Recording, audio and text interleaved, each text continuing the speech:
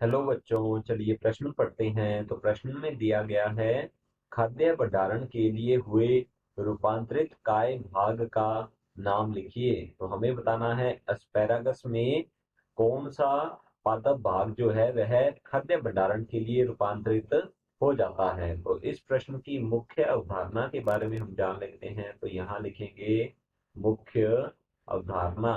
इस प्रश्न की मुख्य अवधारणा है हमारे पास रूपांतरित मूल। तो यहाँ हम लिख लेते हैं रूपांतरित मूल। मूल का मुख्य कार्य होता है कि यह पादप को मिट्टी में बनाए रखता है। यह पादप को यांत्रिक सहारा प्रदान करती है और इसके अलावा यह मिट्टी से या मृदा से जल तथा खनिज तत्वों का अवशोषण करती है। तो जब हम यहाँ लिख सकते हैं, मूल जब मूल अपने मुख्य कार्य जब मूल अपने मुख्य कार्य के अतिरिक्त मुख्य कार्य के अतिरिक्त अन्य कोई कार्य अन्य अन्य कोई कार्य संपन्न करती है अन्य कोई कार्य संपन्न संपन्न करती है करती है तो वह वह रूपांतरित मूल कहलाती है। रूपांतरित मूल कहलाती है। इसे मूल में रूपांतरण कहा जाता है।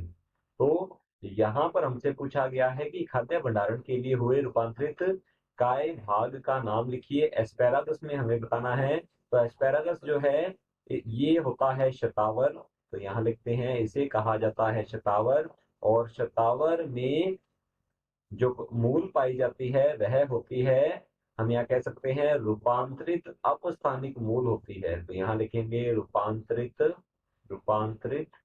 अपस्थानिक रूपांतरित अपस्थानिक मूल जो है वह इसमें पाई जाती है।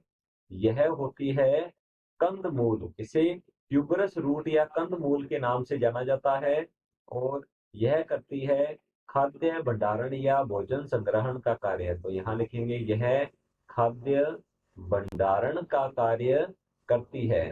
तो हमारा जो प्रश्न है, खाद्य भंडारण के लिए हुए रूपांतरित काय भाग का नाम लिखिए। तो एस्पेरागस या शतावर में जो मूल होती है, तो यहाँ लिखेंगे मूल। और मूल भी यह होती है अपस्थानिक मूल। तो यहाँ लिखेंगे अपस्थानिक अपस्थानिक कंदीय मूल होती है। अपस्थानिक कंदीय मूल है और यह करती है भोजन का संग्रहण। आशा करता हूं आपको समझ में आया होगा।